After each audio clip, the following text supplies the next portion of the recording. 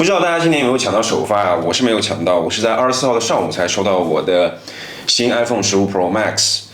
那我知道大家已经看过不少关于 iPhone 15系列相关的开箱或者评测的视频。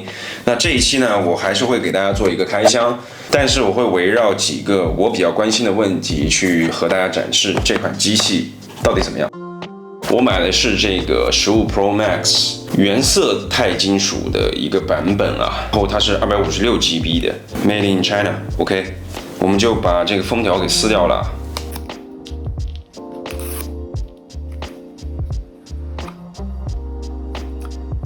那我们现在已经看到它这个本体了，这个颜色跟我想象的有点出入啊。这个在我现在灯光的照射下，它其实是一种银色，在我看来难以形容这个颜色，就是有一些银色，又有一些白色。我甚至第一感觉是不是发错货了，但是整体来说还是好看的。然后大家可以看到这个边框。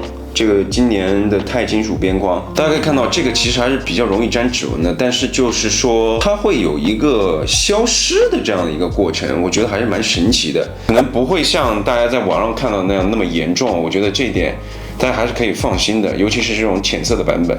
那经常也有人问我这个 iPhone 买什么手机壳，然后买什么手机保护膜。那么我自己选购的是深本，然后我买的上面一个叫柔盾的一个系列。那大家可以放心，我这一期是没有任何推广的，这个只是我自己购买的。我是觉得这个还不错，大家可以考虑一下。如果是要买手机保护膜的话，我自己买的是贝斯的这一款啊，它有辅助贴膜的那个功能，特别适合手残党。这个我也不给大家展示了。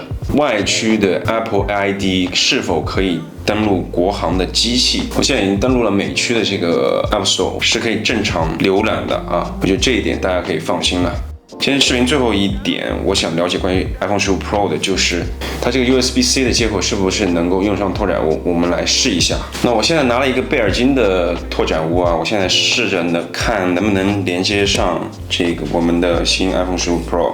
大家可以看到啊，应该是可以用的，因为在灵动岛这边它已经显示有一个小的 icon， 这是一个 Type-C 的 icon。那我现在做一个简单的测试吧，我在这个扩展坞里面加一个内存卡，看它能不能识别，给它插到这个扩展坞里面，看 iPhone 能不能读出来啊？看到了吗？它是可以读出来的哈，这个疑虑大家可以打消了，就是说 iPhone 15 Pro 的版本呢，它的 USB-C 的接口呢是可以正常连接外接的扩展坞的，这个对于创作者来说呢，的确是一件好事啊。如果你以后在用 iPhone 15 Pro 录制视频的时候，你可以一边录制视频，然后一边收音，然后其他一些任何操作你都可以通过额外的扩展坞去实现。那我觉得这个是一件非常方便的事情。